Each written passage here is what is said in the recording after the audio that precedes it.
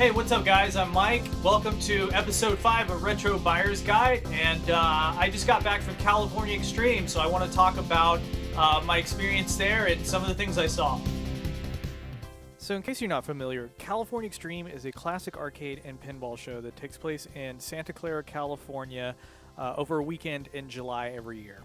Every arcade game and pinball machine on the show floor is set on free play, so you can enjoy them all day.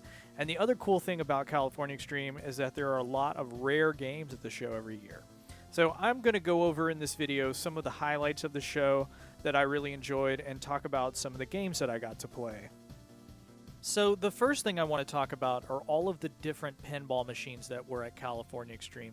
This is my second year going in a row, and like last year, I spent a lot of time playing pinball because pinball is not something I normally get to play a lot of here in Sacramento.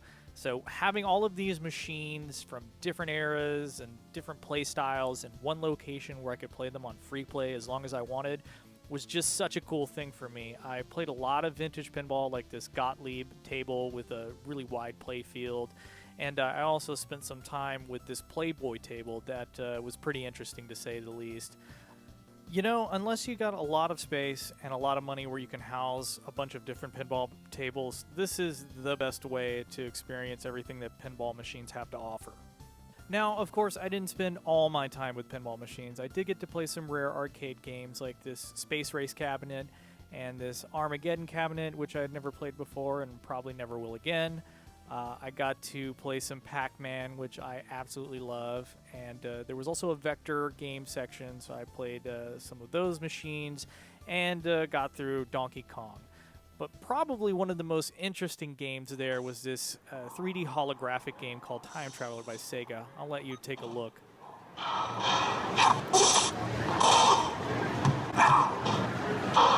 Remember, turn before you shoot! What the hell, Sega? Crackhead Wizard. Anyways, one of the games that I really did enjoy playing was this game. It was a sit-down cabinet called Tail Gunner, which was also a vector monitor game like the Star Wars one I just showed you. I couldn't get any good video of it, so I could only take this picture of it. But needless to say, it was a lot of fun, and I really enjoyed it. I've never played it before. There's also a full-motion video section that housed rare Laserdisc games like Dragon's Lair 2, Space Ace, and the Super Don Quixote, which I actually kind of sort of enjoyed, even though I'm not big on FMV games. So another big highlight of the show for me was running into Sam Claiborne of IGN. I'm a huge fan of the podcasts that he's sometimes featured on, like NBC and Retronauts, and so I got to chat with him for a little bit about Computer Space, of all things, which is the first video arcade game. We chatted about that and talked a little bit about video pinball, which my wife happened to be playing at the time that I ran into him. Anyways, really super nice guy and super knowledgeable about arcade games. Remember, turn before you shoot! As far as other rare games, there was Midway's Boot Hill, which I had never played before, which kind of does an overlay thing similar to video pinball.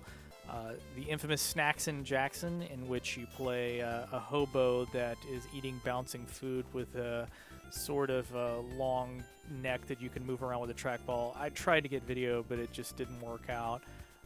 Fast Freddy, which is an interesting kind of side-scrolling game, and Baby Pac-Man, which is a pinball video game hybrid, which I really enjoyed.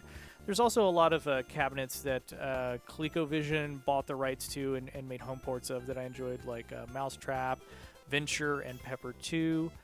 And I spent a lot of time playing the original Space Invaders because I had never really sat down and played with that cabinet.